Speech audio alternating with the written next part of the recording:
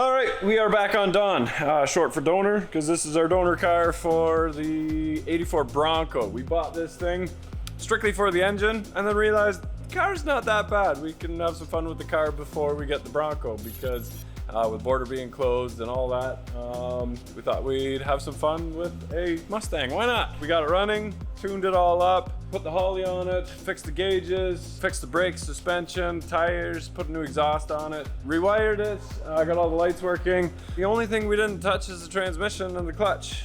And we'll have to do that today because that decided to let go. And that is my clutch fluid all over the floor.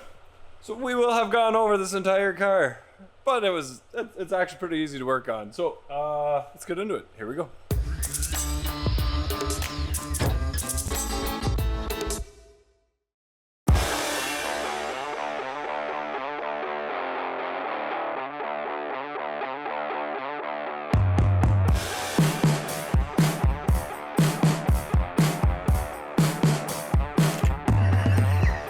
You ever hear the term more money than brains?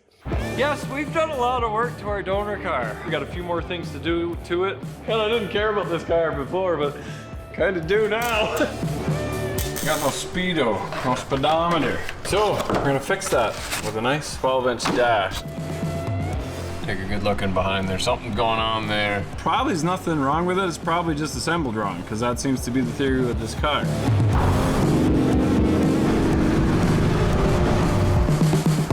You gotta admit, those friggin' 6-piston Brembos are sexy on this car.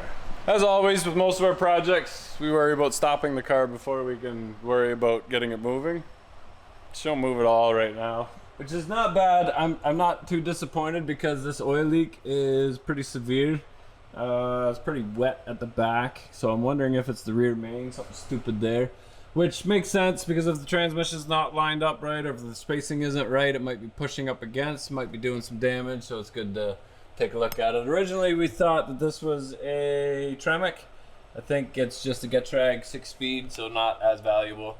But we'll pull the mount down, drop the drive shaft. I don't think we need to take the exhaust off. Not that that's a big deal. We made that pretty simple actually. But let's drop it down, here we go. My zip ties up there held really good, and I gotta cut them.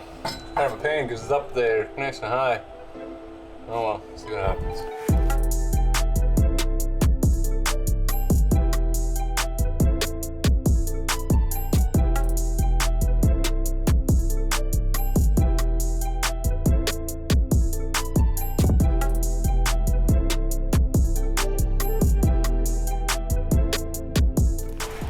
All right, so there she is. I don't know whether blue on the inside. You can see the fluid all down below. That's where it's coming from. And rear main seal actually is dripping like crazy too. You can see where it's running out there. So we'll pull the clutch and the flywheel off and then take a good look in behind there. Something's going on there. Either it's shaking or something. Here we go.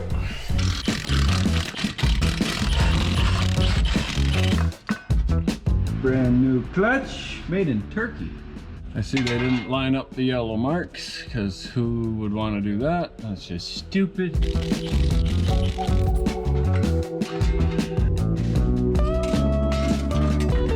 So this is all soaking wet here, but it's dry everywhere else. So I don't know if it is the rear main seal. Oh yeah, see, there's the drop. So we'll change that rear main seal while we're at it. And yeah, we'll take care of that. It's never the oil pan. I did tighten those bolts just to be sure, but it's never the oil pan. It's always a rear main seal. Here we go.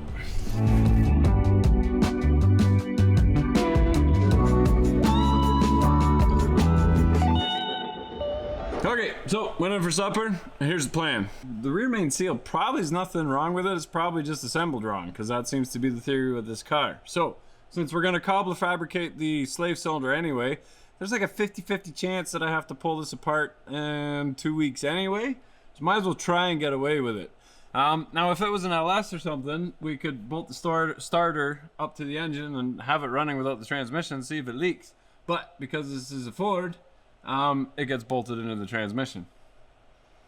So we just have to take a chance. When I die, I'm gonna get Ford engineers to lower me into my grave so they can let me down one more time. Okay, so there's the original. That's a McLeod one we bought for the Audi, but it didn't actually work. So, looking at it, one is just slightly higher than the McLeod. So, if I somehow can slide this over top of that sleeve, pull that apart, then I can bolt it together. Should work. And it's a much better setup because we've got our line coming in, but then we can poke the other line out the other side and then use the bleeder to bleed this thing.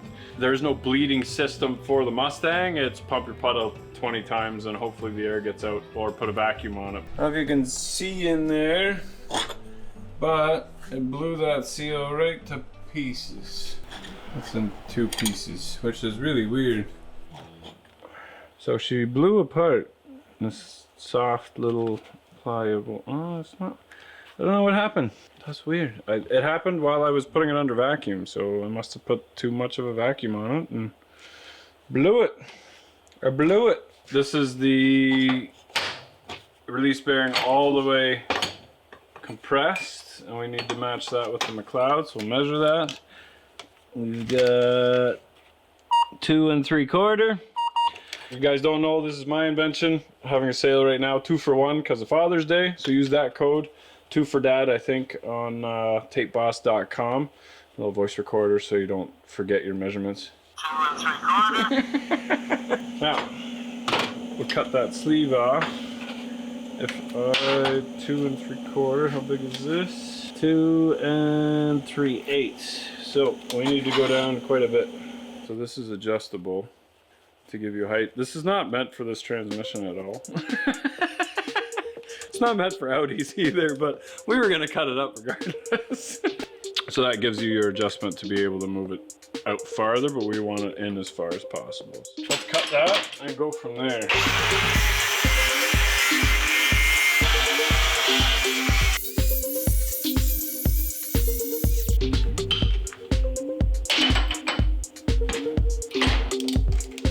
I have to lose 3/8 of an inch. That's doable.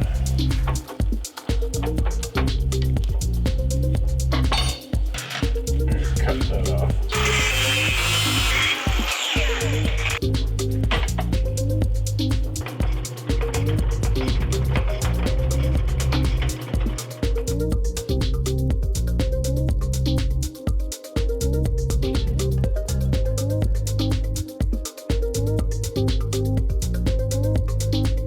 So I'm not a machinist. I've never properly been told how to use a lathe. I've never watched a video. I just traded a lathe for some garage doors and just put stuff up once in a while. Just keep that in mind. I know my speed was wrong, my bit was wrong, my direction was wrong. But we're down to 2 3/4. And that's what we're after at the end of the day. Now, we have to tighten this down. I'm wondering about using a collar. Or maybe I'll use an Allen bolt and just nick a little bit off the side there. So that would keep that from spinning. Let's go see what it looks like in the transmission. And just poke that out. Drill a hole right about here-ish. Poke that line out. Well, I think what happened is there's nothing wrong with this setup for this transmission behind whatever engine was on it, but I imagine they put a stiffer clutch in there. And that extra pressure to push on the clutch is what ended up with that clip popping out in the first place, and then this. So this is a much better setup now. We should be ready to rock. Bolt that down, around about there-ish. And it doesn't even, like, it's not going anywhere. It's centered on the splines. And this piece is centered in there. Once it hits the clutch, it's never going anywhere. Okay, so this is super crude, but it's also a long weekend, meaning that nobody's open for 3-4 days. By the time I order this, it's gonna be a week or 2 or 3, and we want to drive the car. This thing is 10 bucks a day on insurance, which is funny because it's the same horsepower and worth a third of the GTO, and the GTO is 260 bucks a year. This thing is 300 bucks a month. So every day that it sits there and us not driving it is just money lost. and then the insurance company wins, and we can't have that. So we put this in, the measurement is right to where it was originally. I'm gonna zip tie these lines so that they don't ever risk hitting the clutch. And then I have to make this nice 6-an fitting mate to the Mustang plastic cheap line somehow. So we'll do that in the morning because it's getting kind of late. Okay, so I bent up a new line, just traced the old one, and then I drilled out the end of the union and shoved the steel brake line inside of that.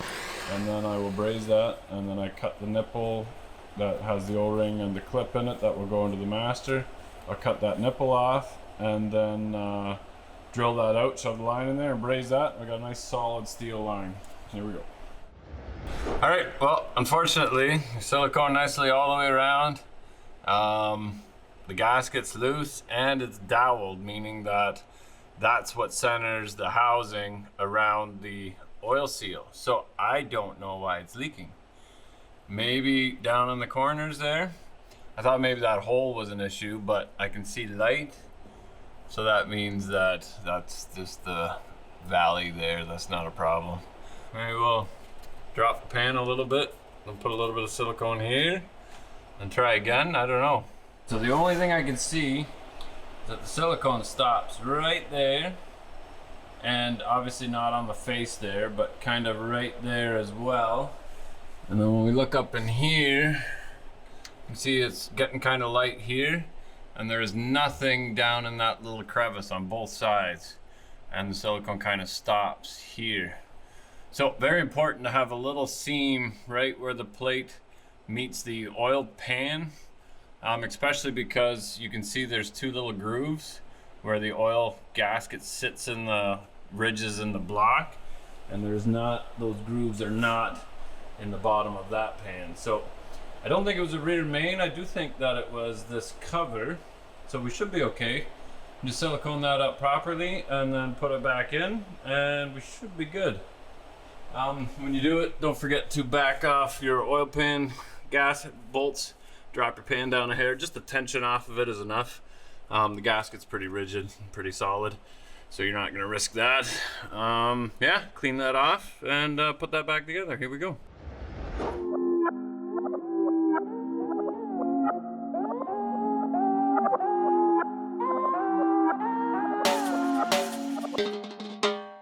Okay, so silicone, you don't need to put much on. And the thing is, you put it on, then you like finger tight, plus maybe 1/8 of an inch the bolts, and then you let it sit for 10 minutes, and then you torque it down. So when you torque it down right away, you just squeeze everything out anyway. It doesn't really work, it's kind of counterproductive.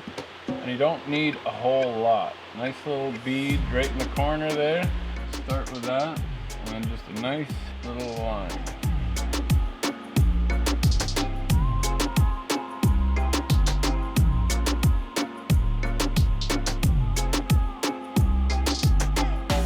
I like the Permatex stuff. Always had good luck with them.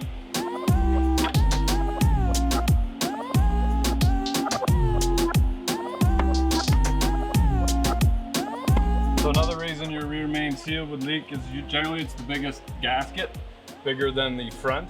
And if you've got crankcase pressure building up and you're not relieving that somehow, then it'll blow it out the back too. So you definitely want to check that before you pull your transmission, but we definitely did not have crankcase pressures because they had the valve cover going in behind the throttle plate, so we were massive vacuum sucking in its own engine oil, which is now fixed. That's in the previous video.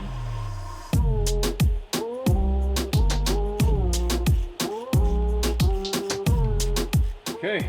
Give that 10 minutes. Funny thing, when I dropped the transmission cross member, I expected the engine to tilt down because your side engine mounts only do your rotation, and then your transmission is supposed to keep it from doing this, but it didn't drop at all. I tried pulling on it, and I'm like, there's no give to this. What's up? And then I saw this. It's interesting. It must be like an extra brace that they. I imagine they used this to boom the engine in and then realized the bolt was too long and they couldn't get it out, so they just left it. So this would vibrate like crazy inside the engine. Not that they could hear it because the exhaust was so awful, but we'll cut that bolt and then we'll spin the rest of that out because that's not good. And we're here now anyway, right?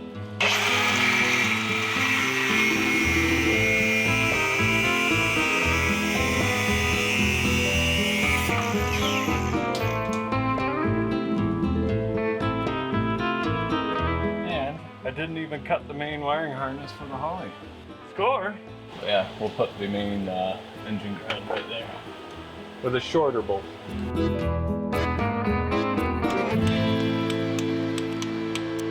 I almost want to fill the engine up way past capacity just to see if it'll leak, but feeling better about this. Just got a little bit of scooching out in the corners. That's exactly what you want. Not too much. See what happens. I kind of want to Loctite them in. 177 inch-pounds plus 60 degrees. It's really dumb. Loctite nugget-nuggets for me, it's getting late. It takes 10 times longer. It's annoying.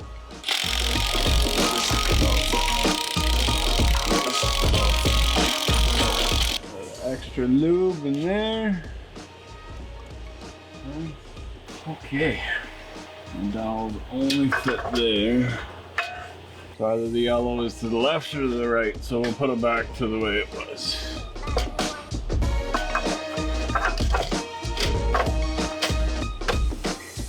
Now, I don't have a pilot, so I gotta do that by eye.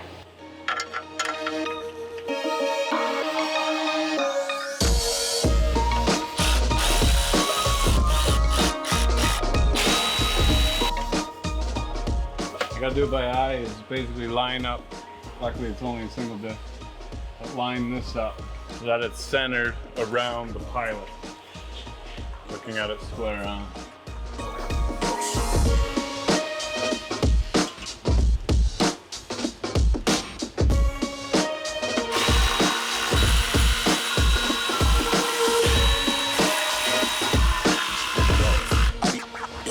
Okay, lines are protected and tied down. Looks pretty good in there. I measured the face to where it meets here and then measured the clutch fingers as well, making sure that I've got an extra 1/4 inch at least.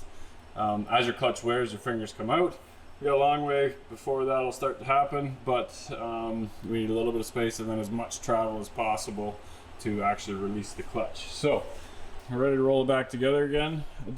I used to have a nice tranny jack and then that broke. I didn't keep the top, but I think we can just lift up on it and push it in.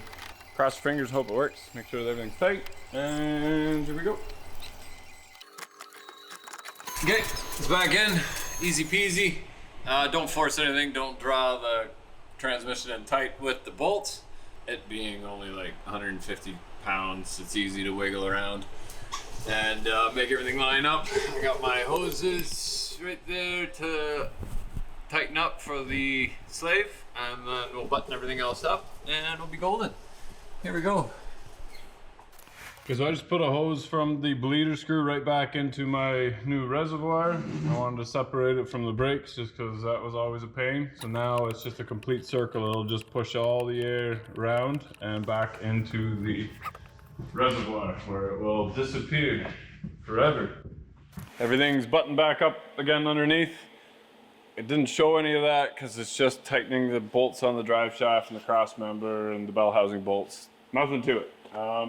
We're just gonna try bleeding it and cross fingers. We've got a clutch again. Yep. Oh baby, we got a solid clutch. Ooh. All right, see if it fires up.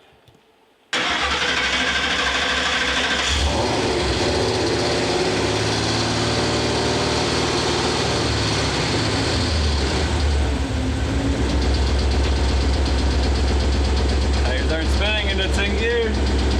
Ready? Turn. Woo! Stop. Stop. Turn. Dirt's gone. There's some mirrors here somewhere. All right, you guys mentioned that that little ticking noise. That is my exhaust flap. One of the butterfly valves is just tinging a little bit. and that's because the cords aren't hooked up. So we'll run those cords right now. And also the high idle. I was playing with it for a bit, but that was when my spark plug holes were full of oil. Trying to figure out the Holley and the temperature wise and stuff like that. It doesn't do it when the engine's hot, it's only when it's cold. And as I was doing that, playing with the idle, it wouldn't start because of the spark plug issue. I thought it was my tune, so I put it back to stock and left it at that. So we'll keep playing with that and I'll try and figure that out. But in the meantime, we'll at least get the exhaust valve figured out. Here we go. All right, so it doesn't get any easier. You got a cigarette lighter for power coming in. You got one wire going to each butterfly valve, which is plugged into the back, and a remote to open and close them. It's that simple.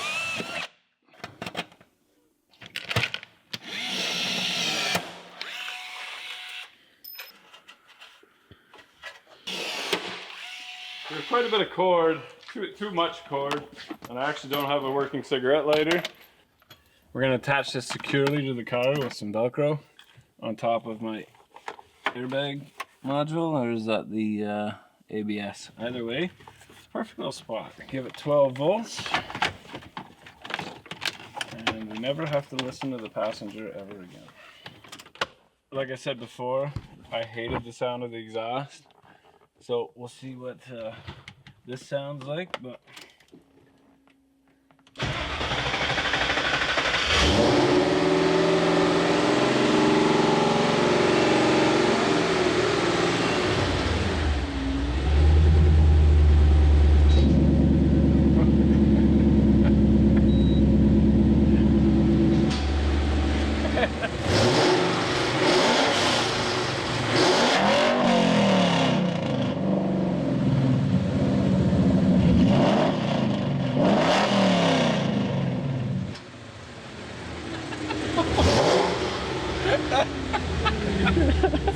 it's like I'm almost 40, but I feel like I'm a teenager. This is awesome.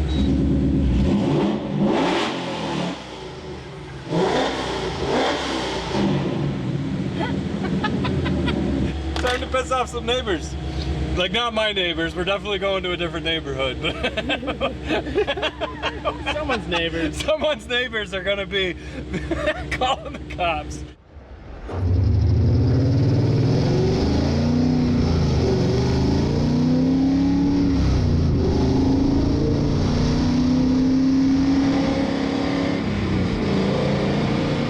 Temperature's good, oil pressure's good.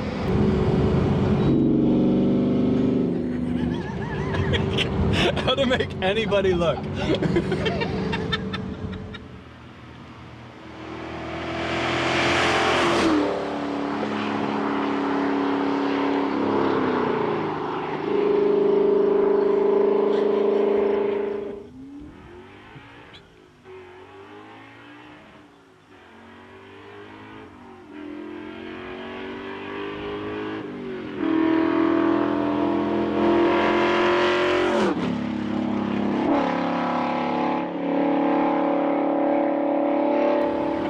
Sounds like a jank break. There's Kevin's house. We don't like Kevin.